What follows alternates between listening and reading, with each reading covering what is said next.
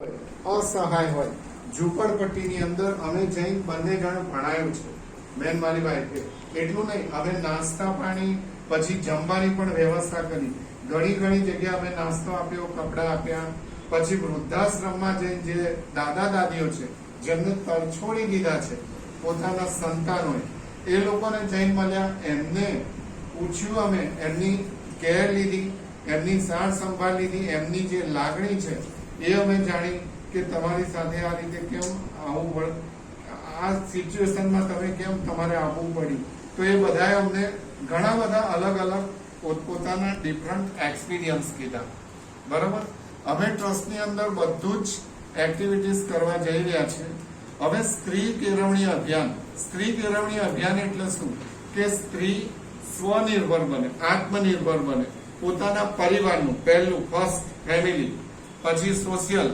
એટલે સામાજિક દ્રષ્ટિએ અને છેલ્લું નેશનલ એટલે રાષ્ટ્ર કક્ષાએ પોતે રાષ્ટ્રને સમૃદ્ધ બનાવવા માટે પોતાનો ફાળો આપી શકે એની અંદર એક ઉત્કૃષ્ટ અને અગ્રીમ ઉદાહરણ બને એના માટે અમારો આ ટ્રસ્ટ સતત પ્રયત્ન કરી રહ્યો છે કેટલાય સમયથી બરોબર અને અમે હવે વિચાર કર્યો કે અમારે ટ્રસ્ટ મોટો કરવો છે 6 જગ્યાએ અમે અત્યારે 6 વે ઉપર અમારું સ્લમ વિસ્તારમાં ભણાવવા જઈએ છીએ અમે બાકીના ટાઈમમાં અહીં ટ્યુશન્સ છે અમારું જે અમારી રોજીરોટી છે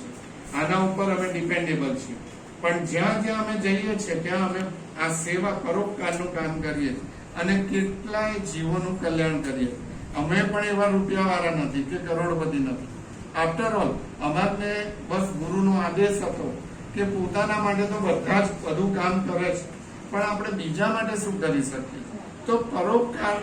વસ્તુ એવી છે કે બીજાની કોઈ પણ પ્રકારનો સ્વાર્થ વગર કાર્ય કરીએ અનાથ બહેનો ભણે છે મારા ત્યાં આવે છે ક્લાસમાં અનાથ અને કેટલીક એવી પણ છોકરીઓ આવે છે કે જેને કોઈ નથી આગળ પાછળ ભણાવનાર 2 એવી વ્યક્તિ છે જેને અમે દત્તક લીધી છે એ મોટી થાય ત્યાં સુધી એનો પૃથ્વી ખાવા પીવાનું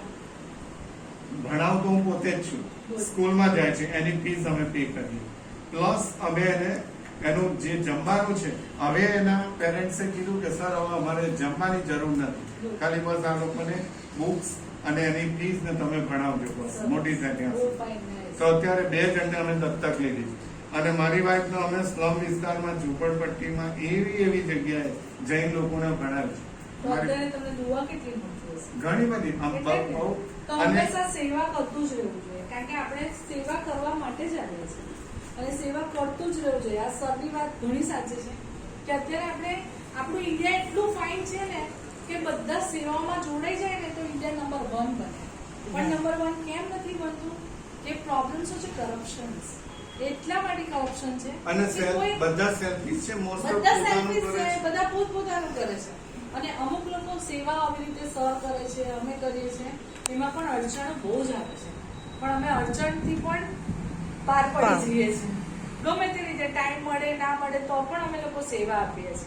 તો અમને પણ કોઓપરેટ થાય એવું મળવું જોઈએ બરાબર તો એક વસ્તુ યાદ રાખવાનું અમે તમને નોલેજ આપીએ છીએ તમારે પણ થોડું આગળ જઈને કોઈને નોલેજ આપવાનું બિલકુલ જેથી કરીને તમે પણ એ એટીટ્યુડ રાખો અત્યારે સ્ત્રી બહુ જ આગળ છે ને બધી છોકરીઓ બહુ જ આગળ છે અમારું બ્યુટી ઇન્ડસ્ટ્રી એટલી બધી આગળ છે ને કે અત્યારે તુર્કિસ્તાનમાં આપણું ઇન્ડિયા લેવલે ઇન્ડિયાના 5 થી 6 જણ ગયા છે તુર્કિસ્તાન આપણું વર્લ્ડ ચેમ્પિયન બનવા 12 વર્લ્ડ ચેમ્પિયન બનવા અત્યારે કોમ્પિટિશન છે આપણા ઇન્ડિયાનું જે બ્યુટિશિયન ખાતર નીકળી રહ્યું છે બરાબર તો અત્યારે પાર્ટિસિપન્ટ એટલા બધા થઈ રહ્યા છે ને કે અમે લોકો પણ અમારો નંબર નથી લાગતો કેમ નથી લાગતો કે અમારી પાસે સીટ જ નથી મળી આટલું બધું કોમ્પિટિશન છે તુર્કિસ્તાનમાં જઈ રહ્યું છે ઇન્ડિયાનો નંબર 1 બનવા માટે તૈયાર છે બ્યુટિશિયન તો અત્યારે કોમ્પિટિશન ચાલી રહ્યું છે અને અમે લોકો ભાગ લઈ રહ્યા છે પણ અમને લોકોને સીટ મળતી નથી પણ તો પણ અમે લોકો ટ્રાય કરી જ રહ્યા છે કે ભગવાન કરે અમને લોકોને સીટ મળે કોમ્પિટિશન્સ માટે તો અત્યારે એ ઝુંબેશ છે કે બ્યુટી ઇન્ડસ્ટ્રી ફર્સ્ટ નંબરના લેવલે જઈ રહ્યું છે અત્યારે જે પણ માસ્ટર જે પણ વધારેમાં વધારે બિઝનેસ હોય તો બ્યુટી ઇન્ડસ્ટ્રી ટીચિંગ ઇન્ડસ્ટ્રી આ 2 વસ્તુ બહુ જ મહત્વની છે અત્યારે ડિગ્રી લેવાની પણ બહુ સહેલી